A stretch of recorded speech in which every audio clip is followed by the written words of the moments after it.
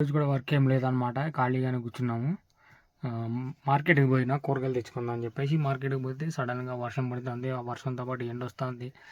ఏందో చిన్నప్పుడు వర్షం వర్షం ఎండ రెండు కలిసి వస్తే కుక్కకి నక్కకి పెళ్ళి అవుతుంది అని చెప్పేసి అనేటోళ్ళం అనమాట. మీరు ఎంతమంది గుర్తుందో చెప్పండి. మే చాలా మట్టుకి అట్లానే అనుకునే వాళ్ళం. మేము ఎక్కువ స్కూల్కి వెళ్ళే టైంలో లేదంటే స్కూల్ లంచ్ అవర్ టైంలో ఇట్లా మాకు వర్షం పడితే కుక్కకి నక్కకి పెళ్ళి అవుతుంది, కుక్కకి నక్కకి పెళ్ళి అవుతుంది అనుకుంటా మేము భలే ఎంజాయ్ చేసేటోళ్ళం అనమాట. సరే కూరగాయలు అయిపోతే కూరగాయలు తెచ్చుకుందాం అని చెప్పేసి మార్కెట్కి పోతే వర్షం పడుతుంది ఫుల్గా. ఇక సర్లే బయటకు పోకుండా బండిలో కూర్చున్నా, వర్షం తగ్గినాక తెచ్చుకుందామని. తీరా చూస్తే వర్షం పడుతుంది, ఎండేస్తుంది, వర్షం పడుతుంది, ఎండేస్తుంది అనమాట.